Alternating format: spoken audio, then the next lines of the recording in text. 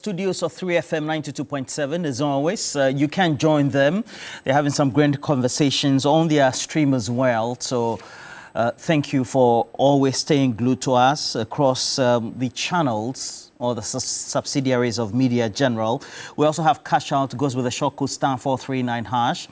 And so this is what you need to do. Make sure that you dial *439#. You choose option 2, become one of those lucky winners. And once you choose TV3, you're going to get a pop-up message that also is going to give you that prompt to make the number of choices you have to make by way of the tickets. So you increase the number of tickets you have so that when we do the draws, you become one of those lucky winners.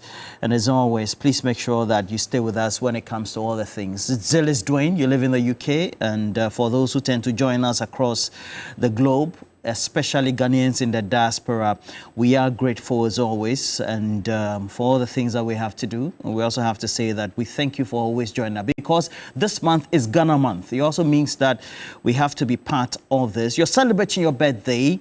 Patience Olayila Salau, you're the wife of Egypt Kudoto, and it's coming from the rest of the family as well. So Patience, happy birthday to you. Oh, okay. That's my senior brother's wife. Okay, great. And as always, let me just quickly introduce our guest for the morning. I have joining us, he is an academician, but also an entrepreneur in his own right, and teaches the subject of entrepreneurship. We know that it's become the talk of town the last couple of years, but more so since the budget was read by the Finance Minister, Dr. Kisiel Atoforsen. Dr. Tutu Boahing is with the University of Education, Winneba. He's here once again. Thank you for joining us. Good morning to you. Good morning. Great.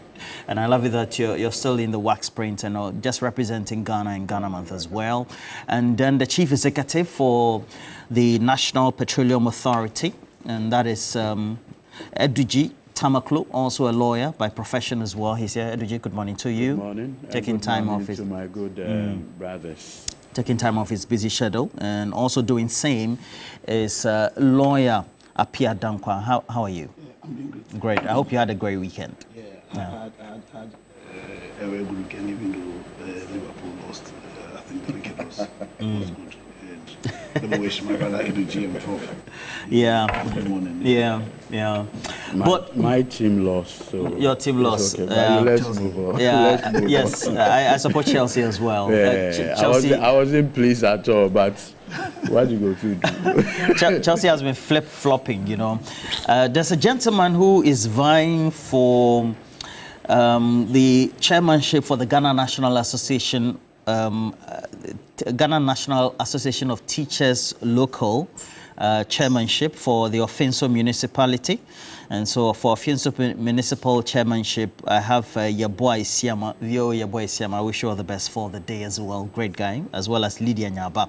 But for the things we have to do, and this morning we want to take a look at the special prosecutor. Is he right or not? And with that office that he occupies, does he have the powers in relation to the act that establishes the office of the special prosecutor to be summoning, as well as declaring people as fugitives or not? And this is in relation to now a suit that has been filed by the former Finance Minister Ken Ofori-Atta, who is currently domiciled abroad for medical treatment, we're told. In that suit, we'll take you through it, and the reliefs that he's seeking seem to be suggesting that, well, that there's a declaration that the special prosecutor himself has breached his duty to act fairly and reasonably when he sought to change the content of his engagement with the former minister through a media briefing. And we know that that media briefing, the special prosecutor, Kisiel Jabem, made the declaration that the former finance minister was a fugitive. Since then, that tag has been since removed. But for the immediate removal of the return to the jurisdiction, return to the jurisdiction the early part of June. I believe it has to be the second day of the month of June, and that will be in a couple of months' time. But the special prosecutor has been responding swiftly, and we'll put that on the screens for you, and then you also apprise yourself And then that is detailed in the release of the special prosecutor. Will be on your screens very soon. We're getting it ready for you, and so it's now ready. And following that, well, so the special prosecutor through the office, they've responded swiftly. It says that they've acknowledged the suit that's been filed by Ken Ofori-Atta, the former finance minister, and formally that the former finance minister requested the OSP to remove the name, just acknowledging from the list of wanted persons. And Mr. Ofori-Atta, according to the statement, is required to mandatorily appear in person before the OSP on the 2nd of June, 2025. If, and this one, directly coming from the special prosecutor, I say if Mr. Ken Ofori-Atta, the former finance minister, fails to attend the OSP hearing on the scheduled date, he shall be re-entered on the OSP's list of wanted persons. And the OSP again continues that the office shall also consider him a fugitive from justice, whereupon the OSP will cause the issuance of an Interpol red notice. And for many of you tend to follow issues of individuals being declared fugitive from justice, etc. This is as serious as it gets. A red notice, an Interpol red notice, has many implications. And it looks like the special prosecutor, Kisia Jabeng, is firmly on his position that he will also cause the initiation of extradition proceedings in any jurisdiction in which Ken Ofori-Atta may find himself. It's as serious as it could be. So we have a declaration that's been made by Kisia Jabeng, the SP, that's a special prosecutor. And then, lawsuit has been filed by the former finance minister asking for certain reliefs. And subsequently, this quick response, we'll put that on the screen for, we'll read the last one.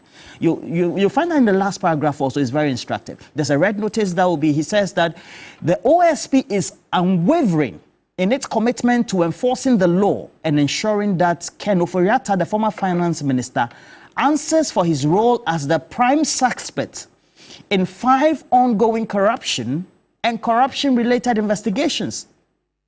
We know that as part of these 5 ongoing corruption and corruption-related investigations, a number of them as well, the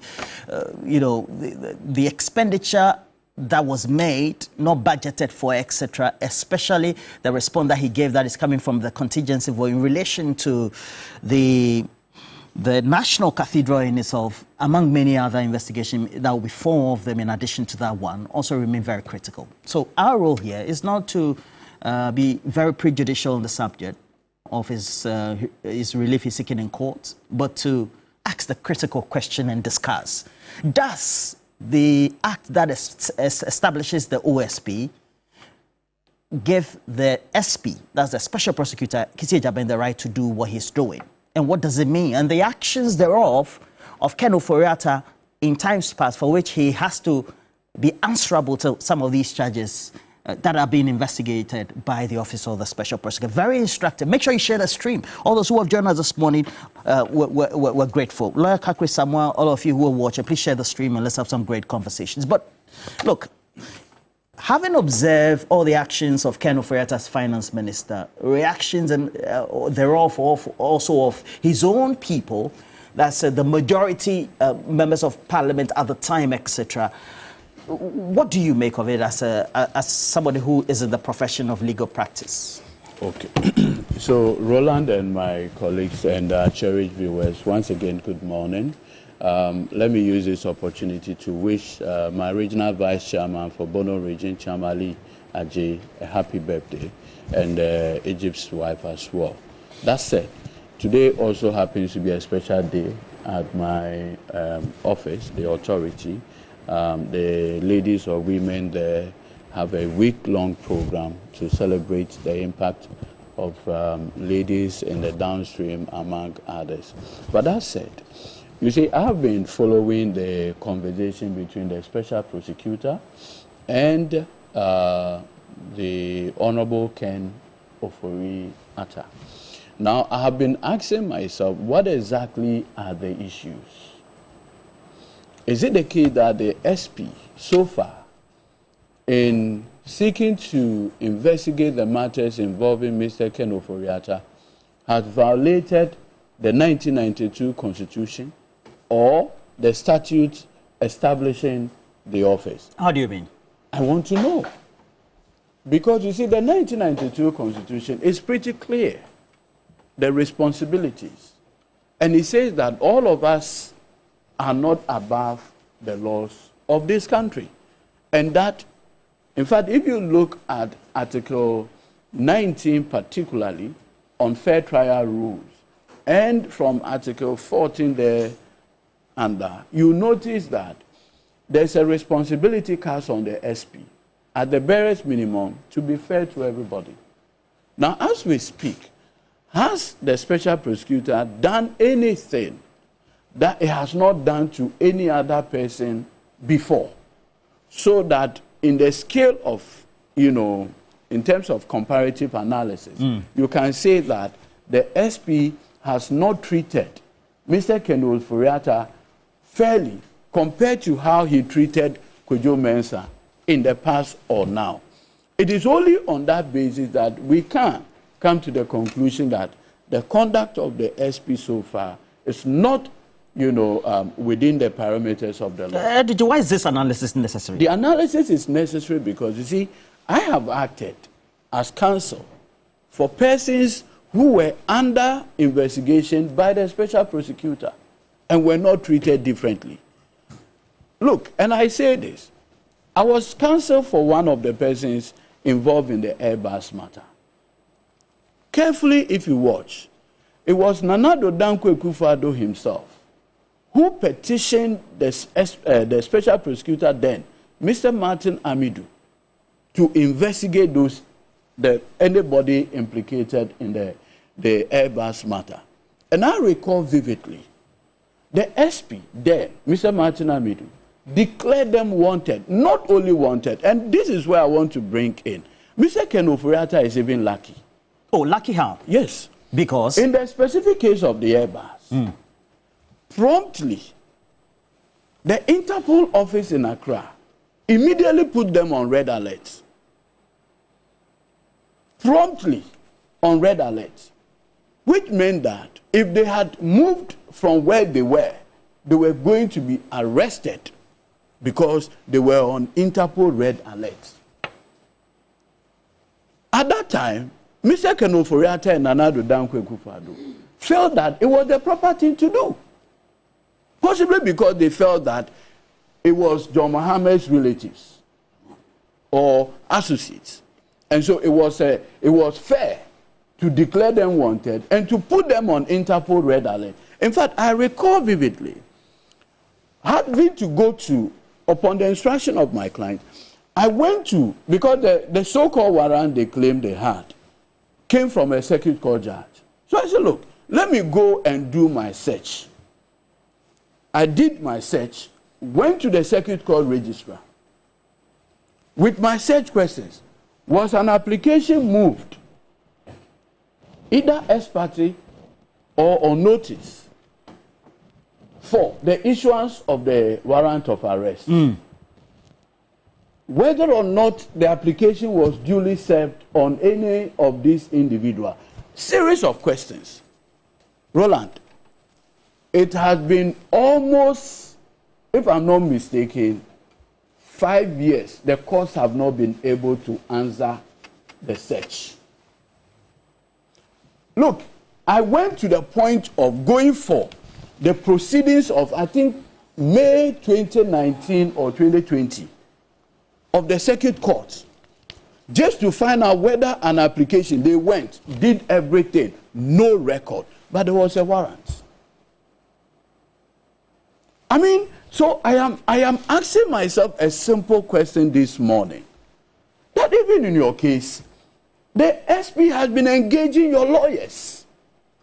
It is because your lawyers have not been able to produce you.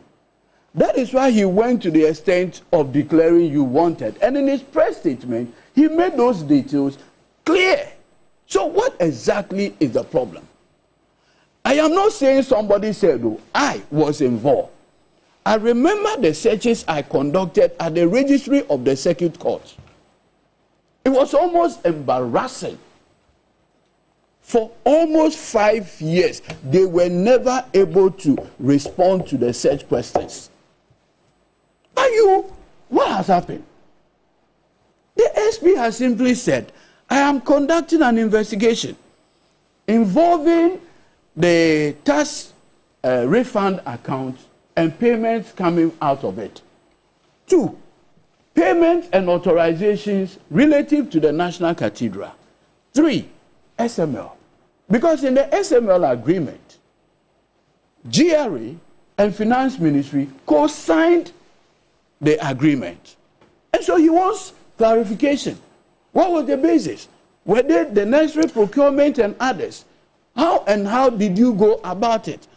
Incidentally, if you listen to the Finance Minister, he gave an indication that the tax refund account, that was where they were paying SML. That was where they were paying KDGVG, among others. So he wants to have an appreciation with you. So there's a justification for these investigations? Not the refrain on social media and also coming from the MPP side of the political divide. This is witch hunting. I represented, listen carefully, I represented a client who had to go to Nsawan prison for 4 years. You know his crime? For breaching the Procurement Act. If the payment in respect of the cathedral, public funds, did not comply with the dictates of the Public Procurement Act, you think Ken should not answer questions? Look, the Public Financial Management Act is a Ministry of Finance-sponsored legislation. So if there is evidence or whatsoever that those provisions and the Procurement Acts were expressly violated, and this client I talk about, he was prosecuted by Nanado Dankwe Kufuado, and he went to Nsawam.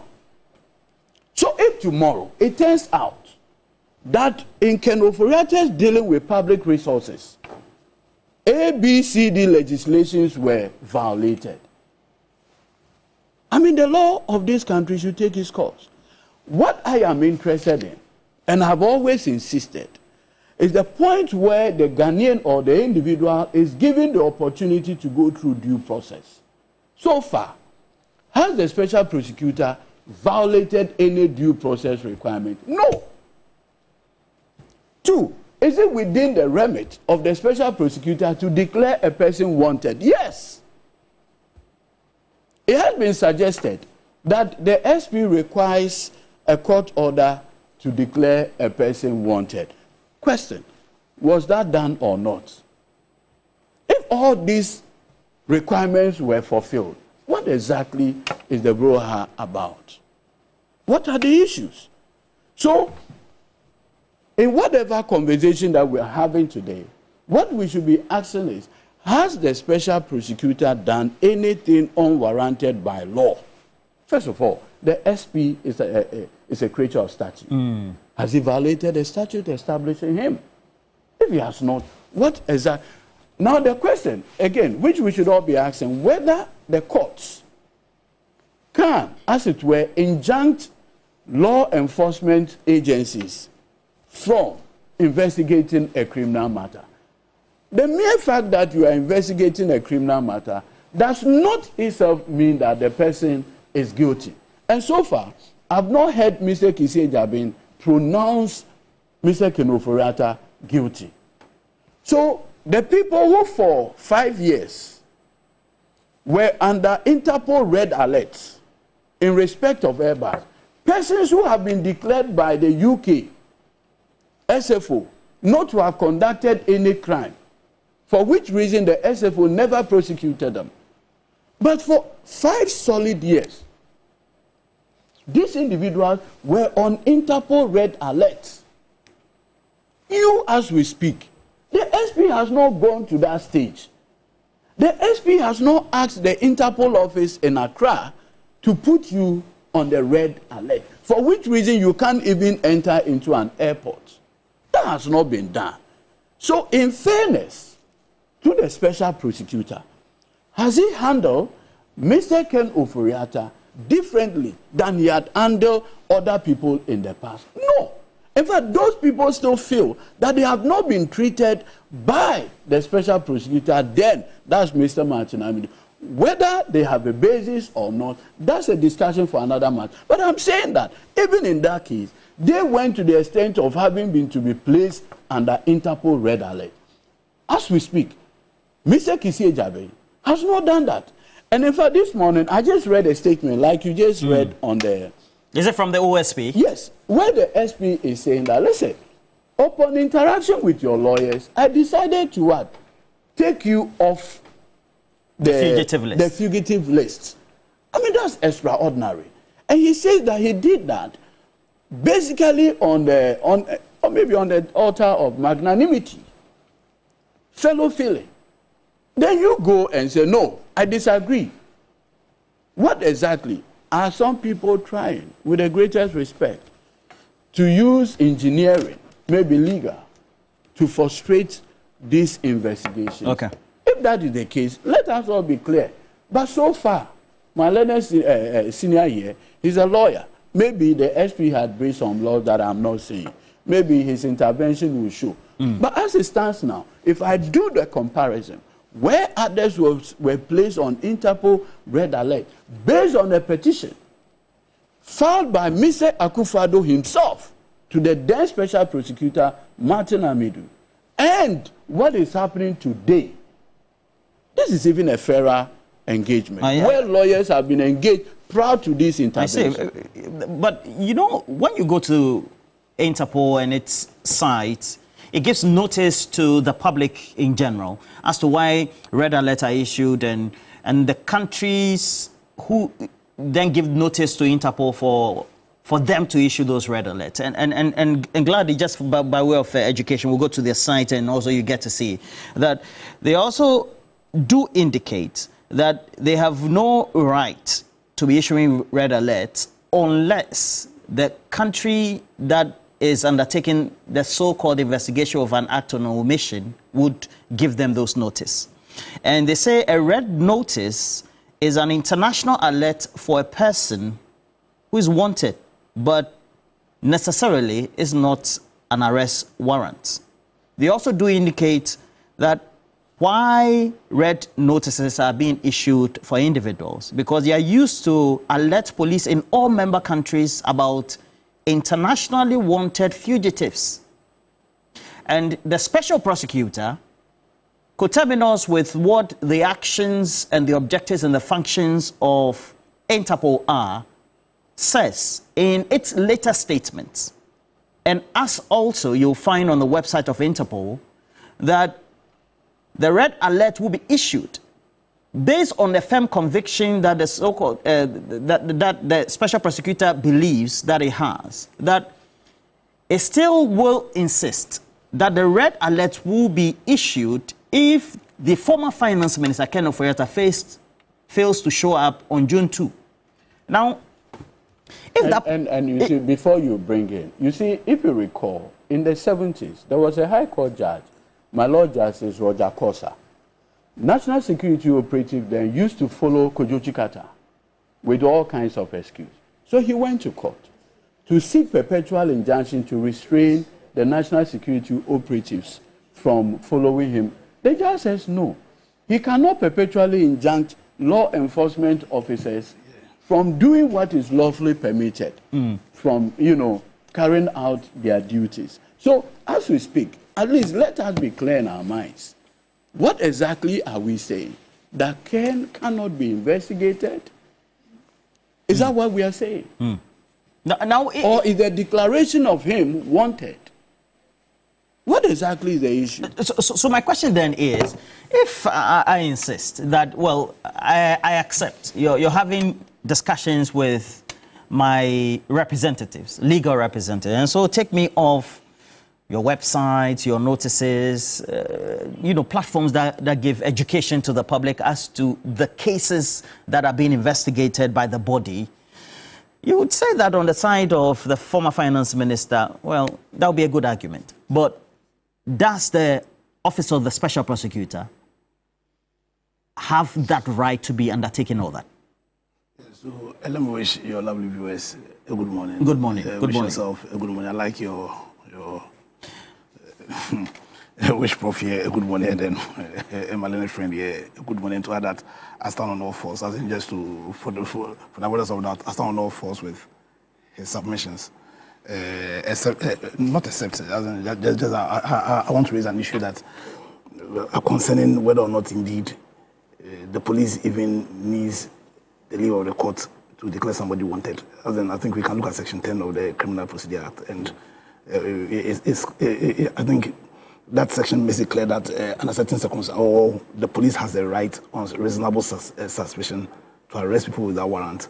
One where serious offences have been committed, and you mean felonies, or where offences have been committed in their presence. So we can even interrogate what's called that argument. Also, I think the law that created the OSP under Section 28 gave the OSP powers akin to the police. So then the question is, does those powers also mean that they can use the powers that the Criminal Procedure Code has granted the police to be declaring people wanted or to be declaring people fugitives? And thirdly, when we say fugitive, what do we mean? A fugitive is certainly somebody who is being investigated, who is out of the jurisdiction, and who has not indicated when they'll be returning to the jurisdiction. In the declaration that OSP made, I think he made it clear that by way of the correspondence he was having with Ken indicated that he did not know when he was coming back to the country. Do you understand? And that he was out indefinitely. Does not make him a fugitive. See, we all need to recognize that one of the abiding principles of the rule of law is the equality before the law. Nobody is above the law, not even the President of Ghana. And that's why the Constitution deliberately gave the President immunity in recognition of the fact that we are all equal before the law. Because the quest of Ghanaians to sustain this democracy is to create the right political culture, one that will hold political leadership accountable. You think this is the right political culture? Listen, I said the quest of Ghanaians is to create the right political culture that will hold political leadership accountable. Exactly. All with the aim of consolidating the rule of law. And I think my only disappointment with what the OSP has done, and this is to reiterate my position here when the discussion came up again, that he did not have the courage to start this investigation a long time ago. You mean he could have even undertaken it under the regime of Nana Addo Dankwa? He should have done that a long time ago. It's too late in the day? It's not too late. Is that what you're claiming? I'm not saying that, because we all need to understand that criminal actions do not expire. So a criminal act cannot be, as an act to investigate a criminal action, cannot be said to be too late. I'm saying that my only disappointment is that Ghanaians had to put out the incompetent Nana Addo regime before the OSP suddenly found courage to do the needful. For me, that's my only disappointment. Having said that, as in I have my own views, and I said my views are in line with the views shared by Eduji here. If the finance minister feels that he wants to go to court to try the law, I can't stop him. Nobody can stop him. But then the questions are, has the OSP breached any procedure? Has he breached any due process? Has he breached any law? Is he acting ultra-virus, the powers that he has? Those are the critical questions. And is there any law that says how people should be how people are declared fugitive? Because I recognize that in the action they have an issue with the press conference where, and I don't know whether there's any law that prescribes how somebody is declared fugitive. But I have a simple advice for Ken. What's that? Ken Ufreta. What's the advice? The advice is simple. For somebody who has had the privilege of having served Ghana at the very top position, not at the highest, but at the very top position, who took an oath to protect, defend the laws of this country, he should subjugate himself to due process. Subjugate? Yeah, he shouldn't be given the impression that he's running away from the law. Because, in my view, that's the impression he's given. Because where you sent a letter to the OSP, that is that you do not know when you are coming back to the country. And so you don't know when you will become T. Then what do you expect the OSP to do? Yeah. Then what do you expect I'll encourage the OSP that he should, in the spirit of playing his role in the creating of that right political culture that will hold political leadership accountable, do all in his power to investigate. Ken, within the confines of the principles and values of our constitution, and those principles and values were espoused by my brother, and I agree, meaning that he's innocent until proven guilty. Nobody has said that Ken is guilty. All we have said that we want to investigate potential criminal deeds potentially committed by him, and he should give the impression that he is running away from that process. The OSP should pursue this, like I said, in the bid, in a collective bid to create that right political culture that was signal to all politicians. Listen, when we are granted the privilege to serve our country, you understand, we will hold you accountable. Like a day of accountability. Yeah. You recall, so many times I said, like the day of reckoning will come. Yeah, I did. I said so many times. In fact, I'm not too. In fact, I can tell you, so I tell His Excellency that it's even delaying. I don't understand. That Jeremy is slow? He's delaying. I know. How can you say that? I'm saying it. You say, how am I saying? I said that he's even delaying. You understand? In the processes. The Ghanaians have a saying that with patience you can bisect an insect. An ant. Yeah, but you can bisect an ant with the benefit of patience. Yes, but the day of reckoning he must hasten. I know how. He must hasten that day. You want to see blood. Yeah, that day. No.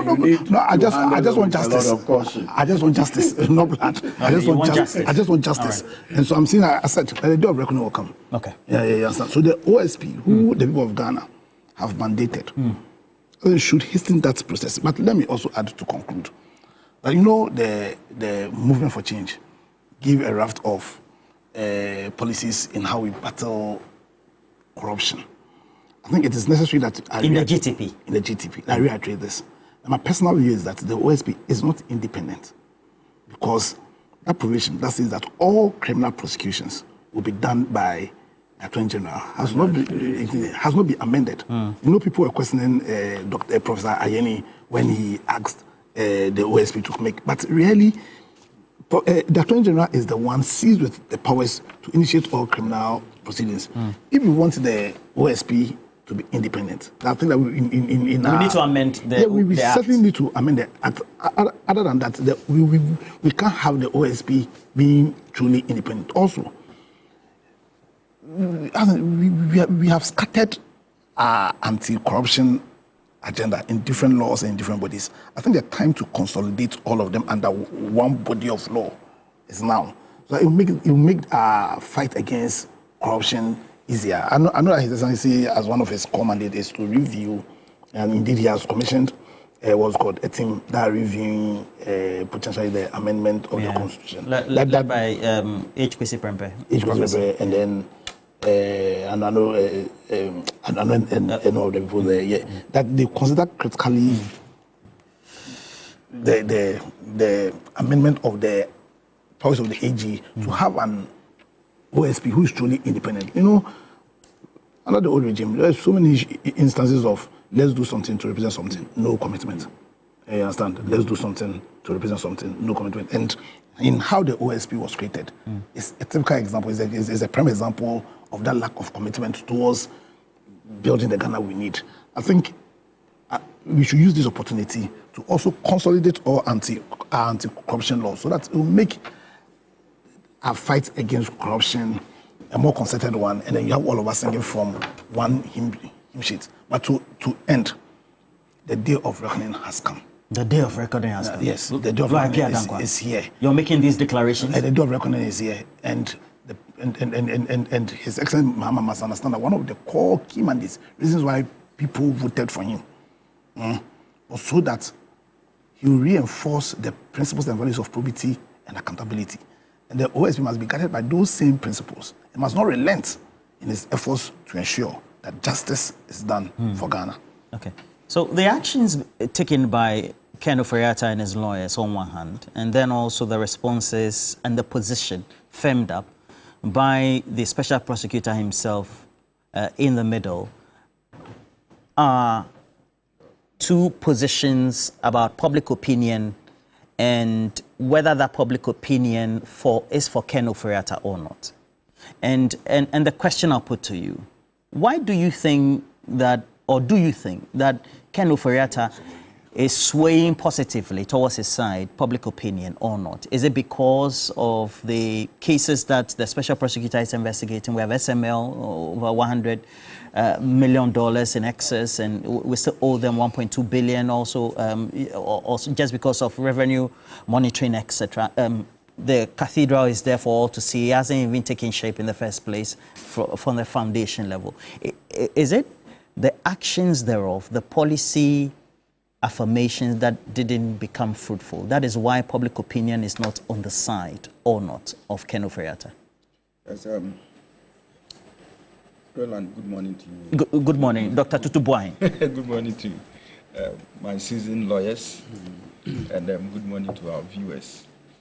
I think that, you see, I personally, I hate corruption. You hate corruption? Exactly. When it has to do with, public officials and all that.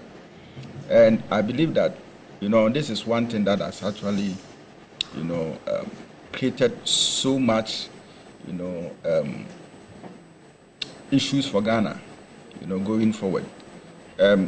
Come to think of the amount of money we lose through corruption and its related activities. And I believe that, you see, this whole saga between the former Minister of Finance, Ken Ofori-Atta, and then the OSP, I believe that, look, we need to, as a country, analyze this issue fairly, whether on the side of Ken Ofori-Atta or whether on the side of the Office of the Special Prosecutor. Issues such as, fair hearing, has come up. And, listening to my lawyers here, I am tempted to believe that, yes, probably, the OSP, has given that kind of opportunities, for Ken Ofori-Atta to appear before it and for the necessary procedures, to start. Again, I would agree with Lawyer Dankwa when he speaks about the fact that the OSP, to some extent, is not independent and therefore lacks that kind of legal strength and power, to conduct some of its own, responsibilities.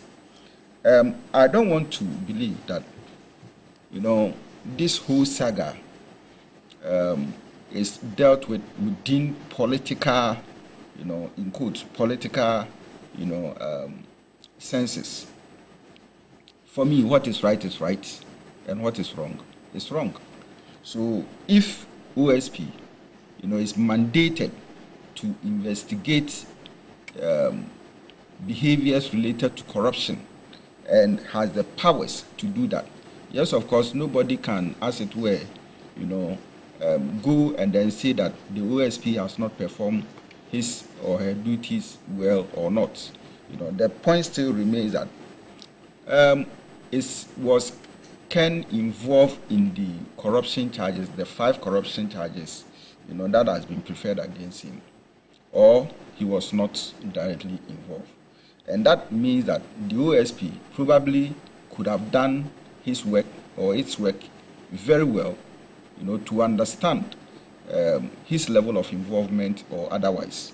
And then, put it before whatever, institution, or if it has to do with the public.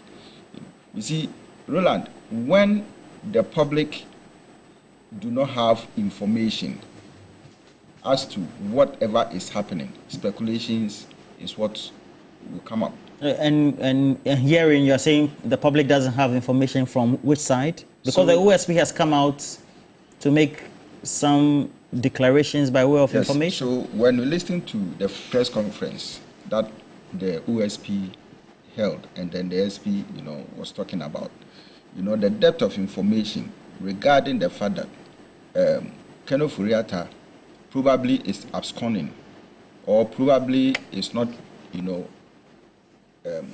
coming up with whatever he has to do to make the process smooth, we don't really get it. I see City FM had a live broadcast with this guy. What's the name? Sami Darko. Sami Darko. We also did. Okay, you also had it? Yes. Okay, sure.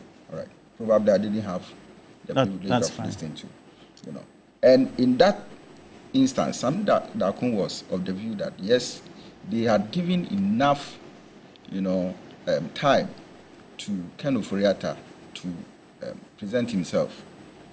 You see, as at the time he was making that statement, I was thinking that, and again, this is where I agree with Lawyer Dankwa with regards to the fact that the OSP, is not demonstrating that kind of strength and power.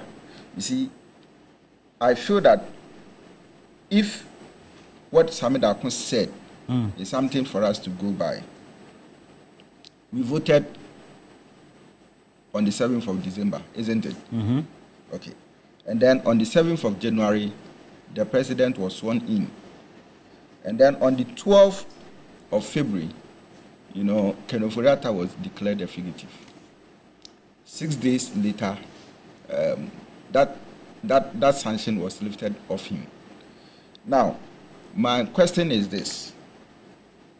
If what Sami Darko said, and here this is what he said, that they started the process long ago.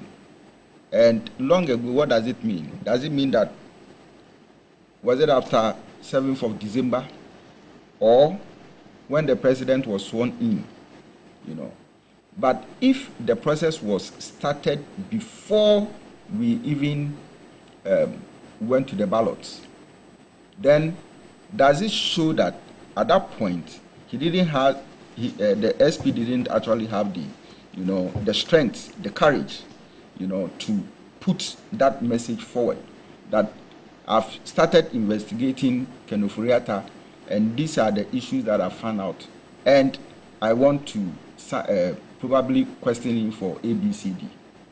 Now, if you didn't have that courage that time, what do you mean by courage? It takes the special prosecutor takes actions based on us and when he feels that the public needs to know. No, that is not my point. Okay, my what's your point? If he had gotten wind or he had established a case against Ken Ofori-Atta, during the regime of Nana Akufo-Addo, what prevented him from coming forth and putting that information, forward, or probably inviting him for questioning? All right. And for me, I believe that yes, as a country, as we are building Ghana, all that we need to know and be sure of is the fact that if it is a matter involving a public officer or a politician, we don't have to be afraid of whatever processes that we are going through. And more especially when it has to do with an investigative institution like, the Office of the Special Prosecutor. You have everything behind you to, as it were, come up with whatever verdict that you want to establish. Now, for me, what I make out of it is that, you see, reading and listening to whatever it is, I believe that the OSP, should come right, in terms of the information he has to put out there for people to, understand the entire issue surrounding Ken Ofori-Atta. And then if opinions are being formed as to whether, you know, the OSP shouldn't have done it or should do it, then of course we know that it is based on these things.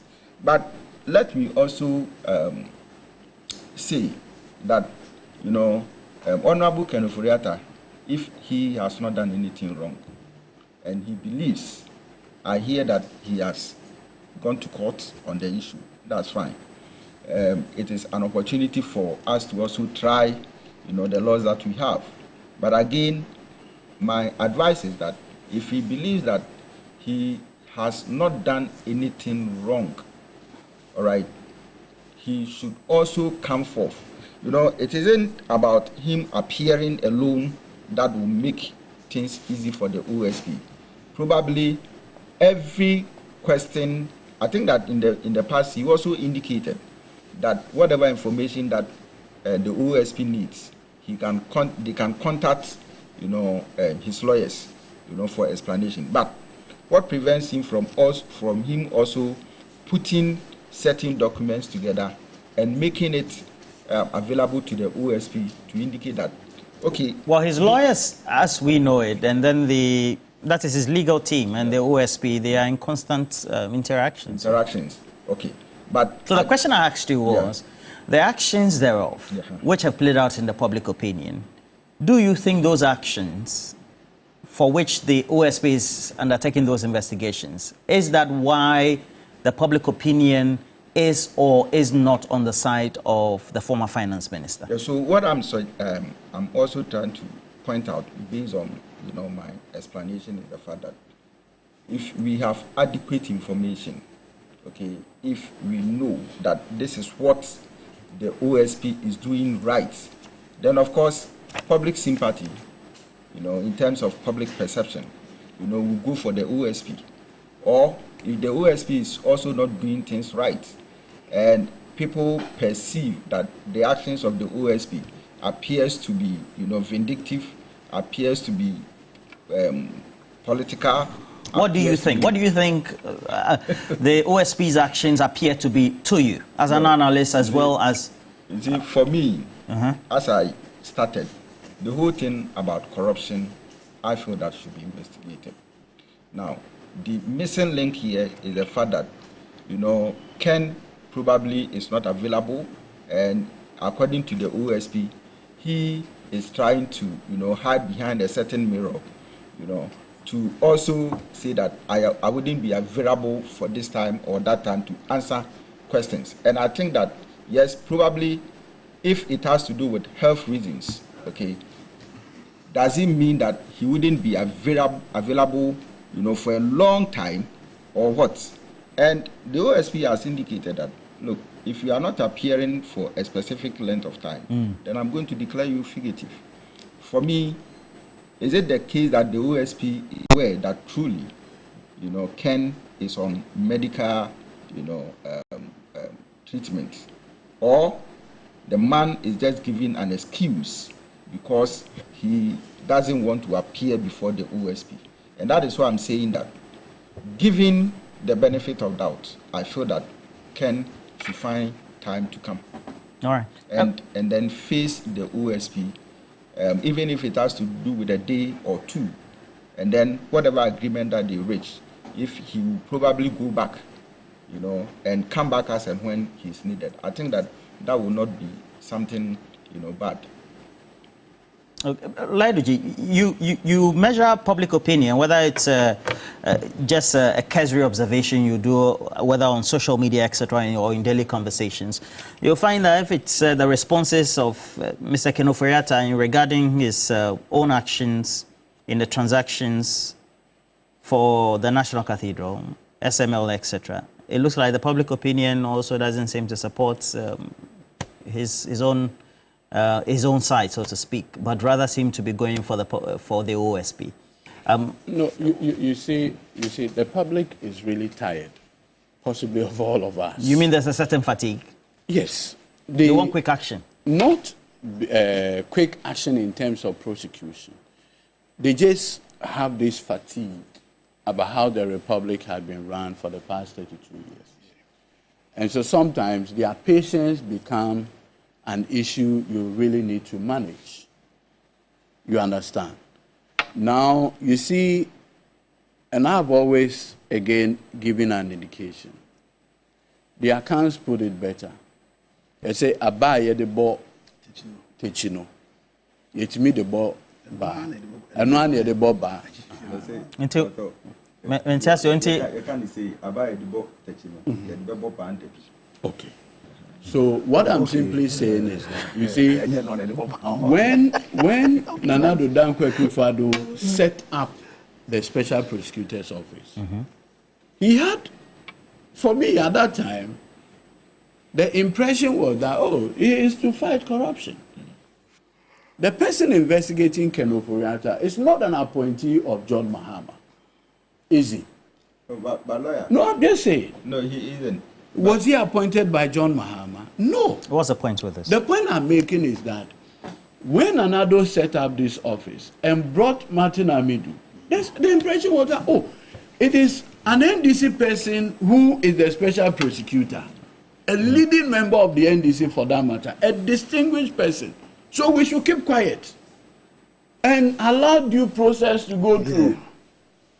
I remember vividly, I was in a meeting where there was a suit, there was a conversation about a suit to challenge the constitutionality of the office itself. At the point, the consensus was that nobody will go to court. Because the whole idea of going to court, it will feed into a certain public conversation that, oh, it is because you are afraid. That is why you want to go to court. So we allow the process to go through for 8 years. Even to the point that the former president, no, now the current president, then former, was even investigated by. Absolutely. Okay. And like I'm saying, in the specific case of, like you referenced, statements were taken from him. You see, there's something from President John Mahama. Yes. There's something unique about him. He stayed in this country throughout the 8 years rule of Nanado. President Mahama never. Maximum he travels for a conference, he's back. He goes somewhere, he comes back. What's the point with this? The point I'm making is that whatever it is, where, for instance, you are not being pronounced guilty, but only to permit investigation to go on, the treatment so far is fair. Look, I recall vividly on Dr. Puni's matters, how he has to be arrested, detained, taken to his mother's home village in Doma. In fact, the Yoko boss there, KK Amwa, had to freeze Opuni's accounts for 1 solid year, even when we applied to the court. And the matter was before Her Ladyship Justice Georgina Dacha. We went to court one morning to move an application to set aside the freeze on. Yoko officials came to court and said they had no problem with the account being unfrozen for after a year. We said no problem. Immediately we stepped out of court. They came and filed a repeat application to freeze the account. We went to the Supreme Court. His Lordship Justice Doche and co. asked the Yoko lawyer, then, Mrs. Boccia or something, that for 1 solid year, you have had to freeze the account of a Ghanaian individual. So how do you expect him to put up? If your allegation is that a certain 23,000 cedis came into his account, then you freeze that portion. That's a suspected transaction. Yeah. But to freeze his entire account for 1 solid year, is that how fair? These things have happened under Akufo-Addo. The things that happened under Nanado Dankwa Akufo-Addo, you have no idea. By that time, we were told that it is the rule of law that is working. The rule of law. But is it not the rule of law? Has anything been done contrary to the dictates of the law now? Has anything been done today that do not conform to the process of due process now as we speak? So, really and truly, Nanado told us that the reason for the Special Prosecutor's Office is to decolor prosecution. Yeah. And that prosecutions done by attorney generals previously had the color of political or politicization. And so he is setting up an office that if you are being prosecuted or investigated by that office, the issue of political victimization and what have you will be taken care of. Who is investigating him? Who is investigating Ken Oforiatta? Is it not the special prosecutor? An office he himself. That reminds me of the beautiful story of Mordecai and Haman in the Bible. You also quoted the Bible? Ken Oforiatta was quoted. I didn't quote. Oh, it's not I'm only referencing. No. It shouldn't be wrong to quote the Bible. Why? I'm only referencing a story. No, you know, the character involved here, or the protagonist here, is, or antagonist, depending on how we want to categorize, it's Ken Oforiatta. And no, he likes quoting the Bible. That's why I'm I'm only saying the story. There's nothing wrong with quoting the Bible. That's the best reference.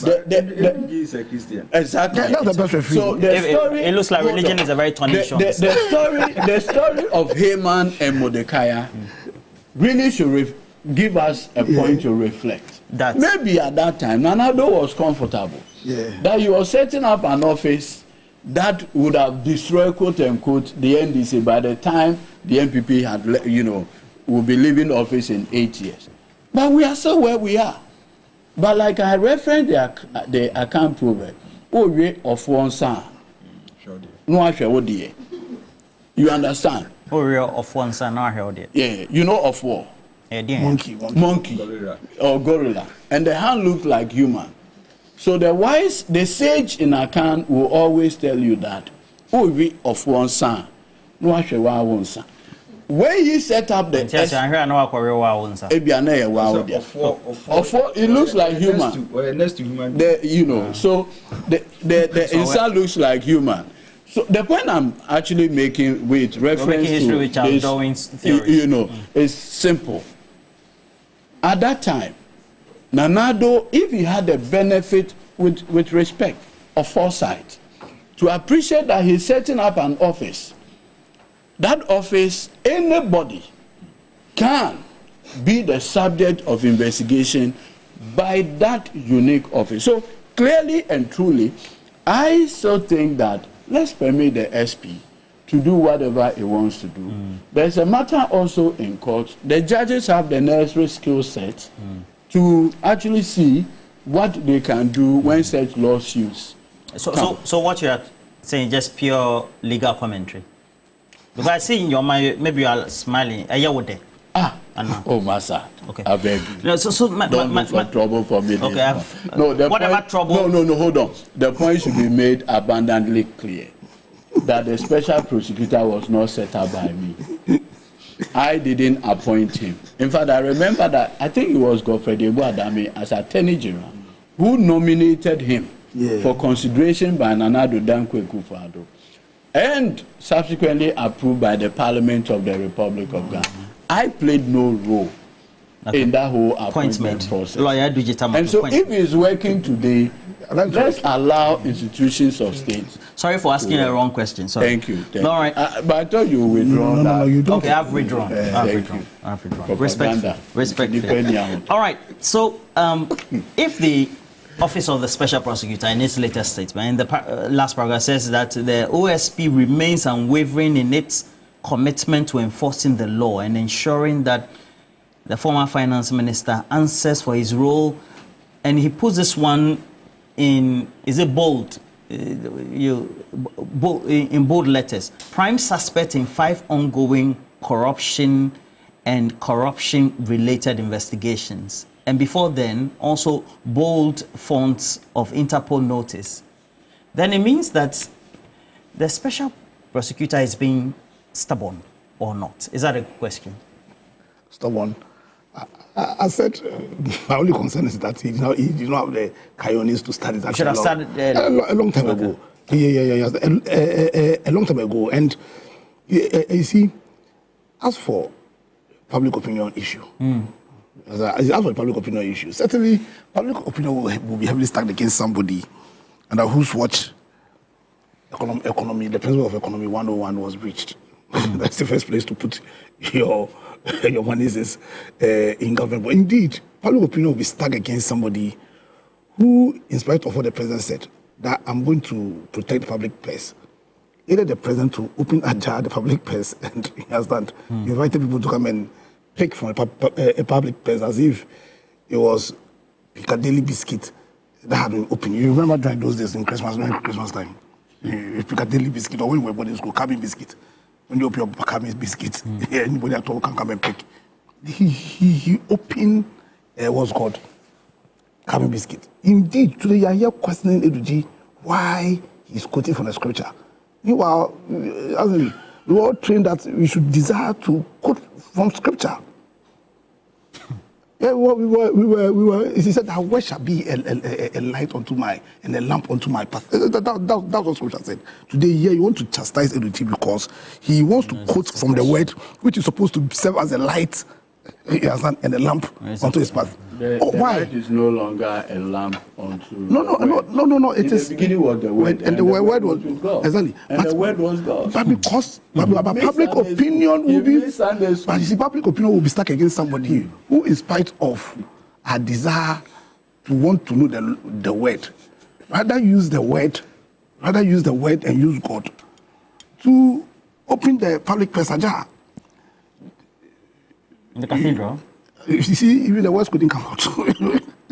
I know your point is you use God's name and you dig, and it becomes like a natural swimming pool. $6 million. Why won't public opinion be stuck against you? $6 million. In fact, what is saving him is the desire, the unflinching desire of Ghanaians to abide by the rule of law.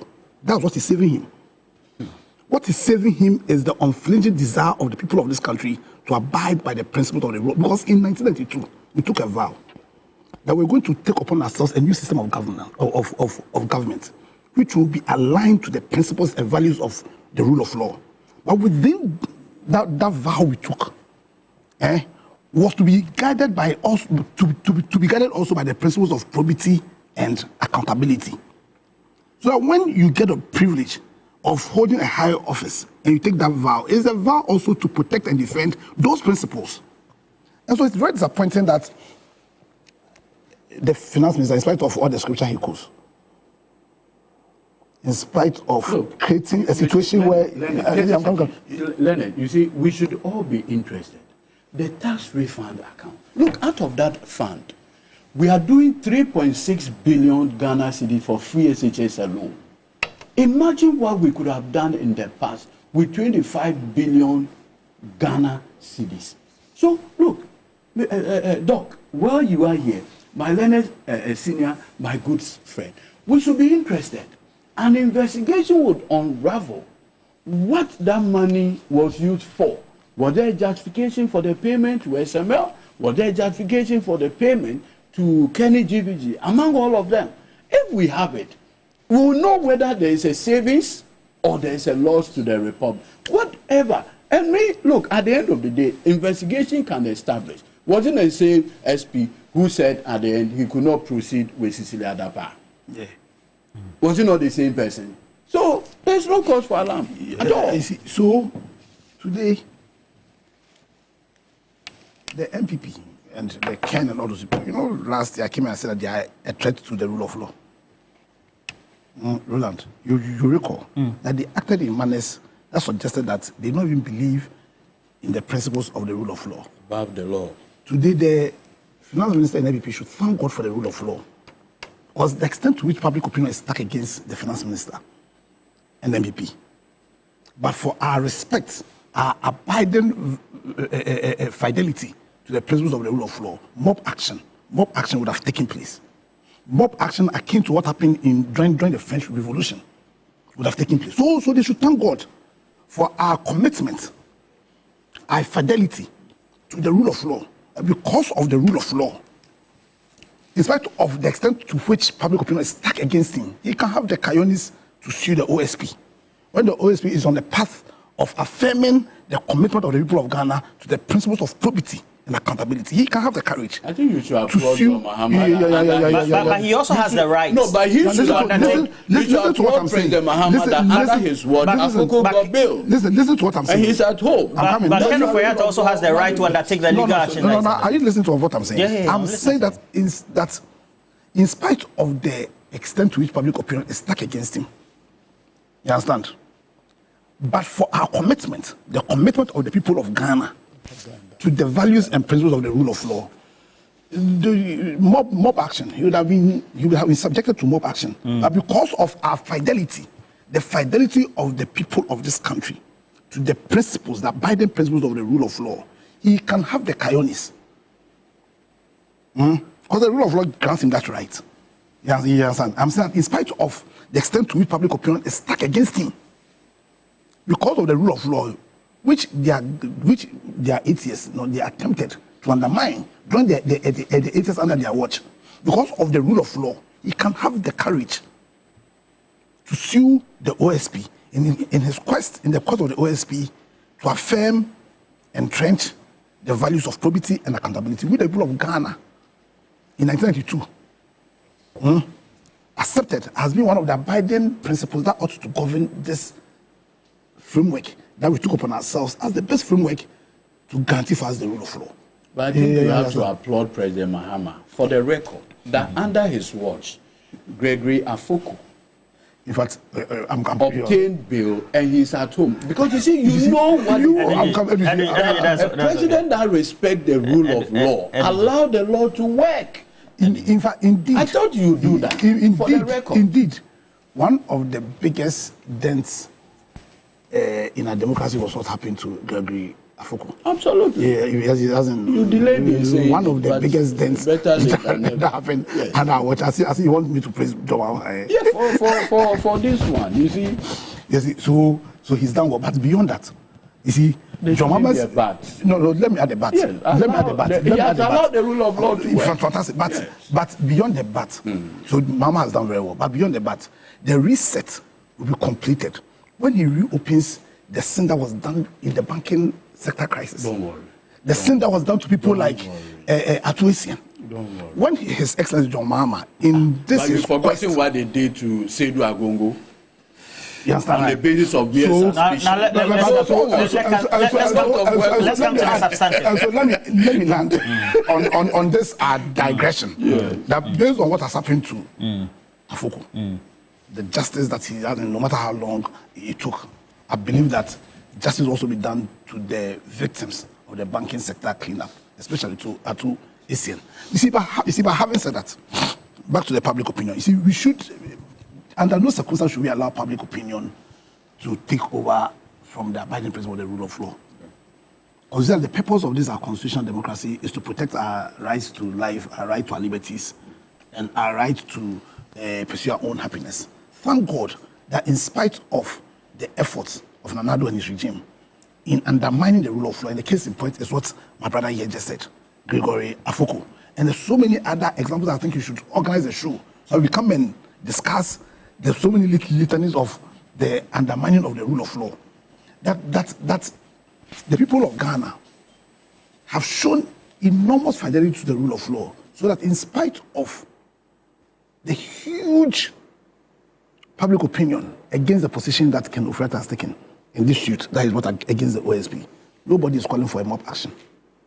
And that we should do everything in our power to ensure that this system is entrenched, so that we will always be guaranteed the rule of law, because that's the only way in which the purpose of this our constitutional democracy can be fulfilled. All right. Without the rule of law, then we don't have anything. Dr. Tutubuan, what will be your last word on this? Now that it looks like things seem to be unsettling, etc., because we're going back and forth on the subject. Chiefly, if you have anything to say on all sides and what the posture should be in the name of accountability, what would it be?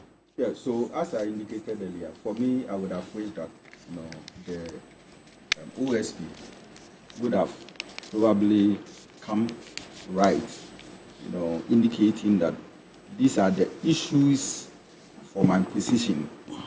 That is, let Ghanaians know, what probably Ken Ofrata is doing wrong. No, I think he's made the point clear that he's investigating ABCD matters. He's had engagement with his lawyers that he needed him on this day. So that it doesn't look like the SP has done anything wrong. Okay, it's coming to a point. That's not what I'm saying. Okay. And for that one, it is clear. but you know, in terms of the processes leading to, you know, declaring him wanted and, you know, a fugitive, if he probably had invited him and Ken has said, I will not come, you know, how many occasions, you know, and all that, for me, yes.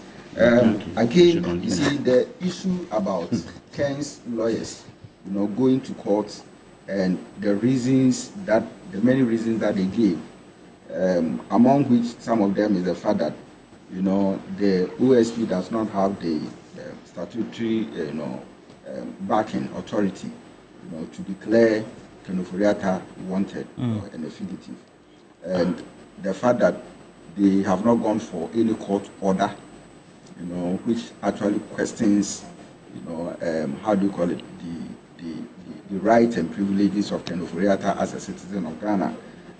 Again, you know, lawyer, it's in there. The relief that they are seeking, you know, is in there. They have also questioned the medium with which the OSP actually used, you know, in declaring Ken Ofori-Atta wanted and fugitive, and that they were indicating that they did that on social media, you know, and using press conference, and therefore it doesn't amount to, you know, those legality concerns and all that. But for me, that is where my question comes in, that as to whether the OSP had used the right, you know, legal, you know, proceedings and had used the right medium, you know, in articulating their positions and all that. For me, I think that justice is justice, just as my two lawyers have indicated. And I think that Article 23, which also talks about ensuring the justice of Ghanaians, you know, protecting that we all have fair hearings and all that, is also enshrined. For me, you see, it takes time for some of these legal arguments to settle. But the point is that if you have your facts and evidence, you know, as an institution, as a head of institution, and you are involved in such, you know, public, you know, issues, finally, the courts will decide. I mean, if the OSP or the SP is bent, you know, in all this, I think that even Ken Ofori-Atta going to court is an advantage to the OSP and then the SP, because you have not gone to court, but Ken has gone to court. What does it mean? It gives you that platform for you to also articulate all your views and prefer your charges against, you know, him, you know, so that the court can now say that, okay, with all these things, let's use this procedure, and then we know that, you see, that is where public opinion will have that kind of strength and to be entrenched and say that, yes, listening to the courts and the declarations of the courts, we believe that this person has done right, this person has gone wrong, and then we move on as a country. For me, I think that it is a case that we must all follow, you know, true and true. And I think that lawyers like Lawyer Pierre Danquah and Eduji, you know, and the likes, you know, should be able to come forth to explain some of these things to us who are probably ignorant about the law and all that. Going forward, I think that, you see, like we all agree, the office of the special prosecutor, you know, should be strengthened, you know, going forward, so that, you know, matters of this nature will not be dragging forth and back and all that. They should have that legal backing, that legal authority to be carrying out certain functions that they have to, you know, to be carrying in future. All right. I wanted us to discuss some arrests and swoops have been undertaken over the last week when it comes to Galamsey, but within the week we'll comprehensively look at what should be the position, because I know that the sector ministry is undertaking a comprehensive study of the situation to bring out a policy directive on how to clamp down on Galamsey. But in the meantime, our reports already, as we've already streamed and then also indicated right here on TV3. A number of swoops have been undertaken. We had wanted to discuss that. Time is up, but let me just read a couple of your comments. So we'll have to schedule another day for that Galamsey conversations. Well, let me say good morning to formally with the Customs, Excise and Preventive Service of the GRA, Mr. Francis Stevenson. Good morning to you, Mr. Chairman Stevenson, wherever you are. And then I have a couple of comments, and this one is coming from Mr. Bachman. Mr. Bachman says, if an individual who steals a bunch of plantains is prosecuted and jailed in the name of the rule of law, then there's no justification for shielding those who have looted the nation's resources.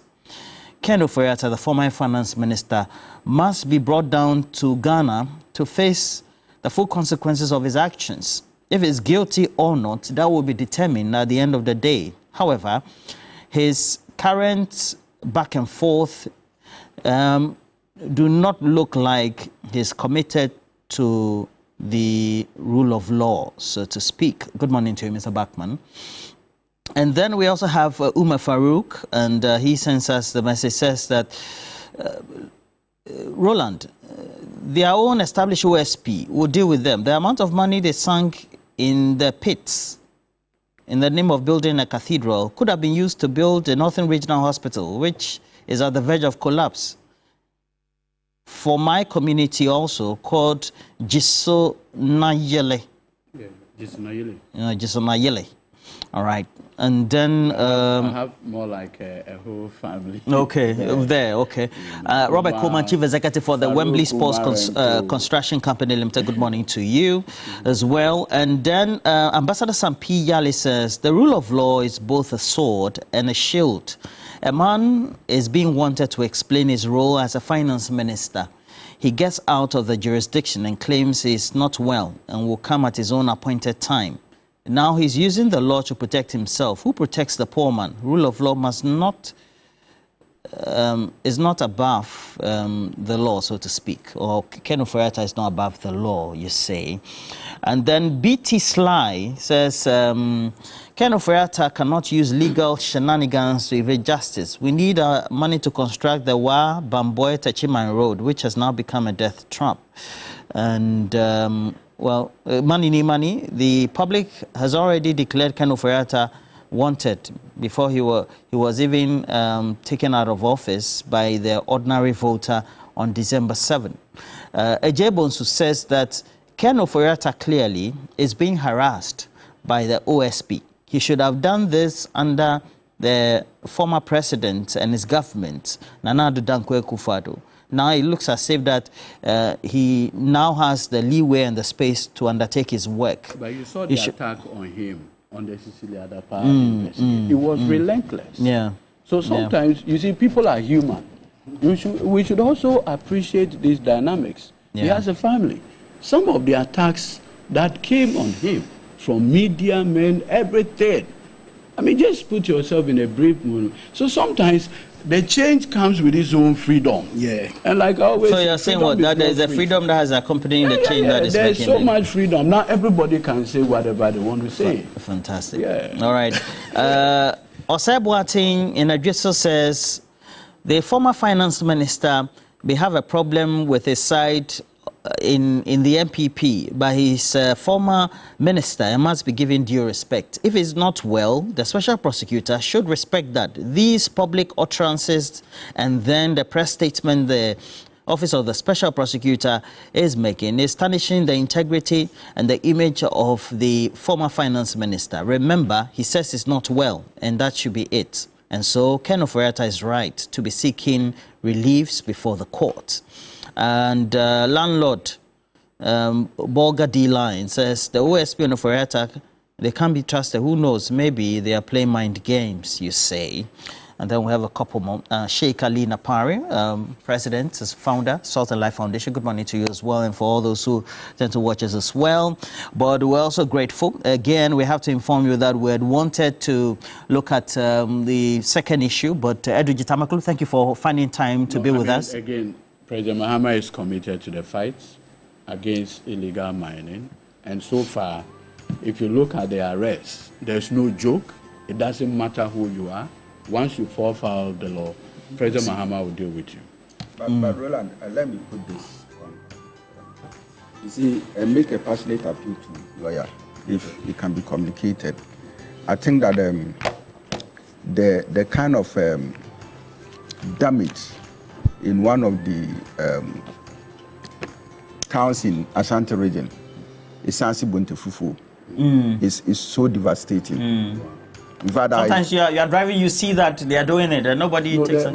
My regional minister, Honorable Dr. Frank Amoakohene, he's taking it, you know, because he's a medical doctor. He appreciates the health impact on this, and he's taking the fight right to the people out there. All right. More so, yes, but let me make the point. You see, the only secondary school there, I went on a mission there, you know, to assess one of our students, and it is so bad that even if you are there, blasting is taking place, and we see the secondary school, the building shaking like that. You come from the Ashanti region? I'm from Konongo. Okay. Ekutiasi to be precise. Fantastic. But, you know, that's real Ashanti. Konongo, that was when on the roadside. That place too is not good. Is there some Ashanti which is not real? It's just 40 minutes to Kumasi. We are scrutinizing it today. You know, the effects of Galamsey on Kumasi is so bad. But what I witnessed at Isansi Buntefufu, you know, Konongo is better. Wow. Konongo is far better. Anyway, for all those who are in Sankore watching us this morning, we're grateful. BBNE and Rianso, all of you who are sending us message, we're grateful. Let me say good morning to a member of the Council of State, Gabriel Komiga Tanko Atople, and wishing you all the best for the day. Tanko as well, usually called. Gabriel Komiga Tanko Atople, good morning to you. Wishing you all the best. And then Awoya, happy birthday. Awoya Frimpong, happy birthday. Awoya Frimpong, you're celebrating your birthday as well. This one is coming from all of us right here, seated here, discussing all the issues on big issues right here on TV3 New Day. Please make sure you stick and stay. We have the latest sports update, and then also all we have right here as we mark Ghana Month on TV3 New Day. We're taking a break. We'll be right back.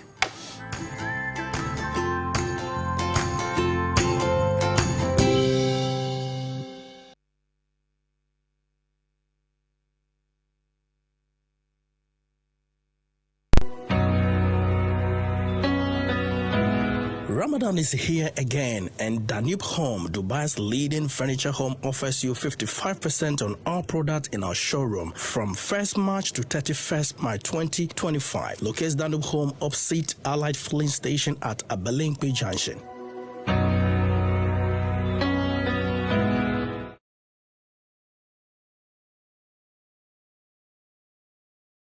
One upgrade is nice, but a double upgrade is amazing. And that's how we do it. Upgrade today to get even more with Step Up. If you're on GoTV Max and upgrade to GoTV Super, you'll get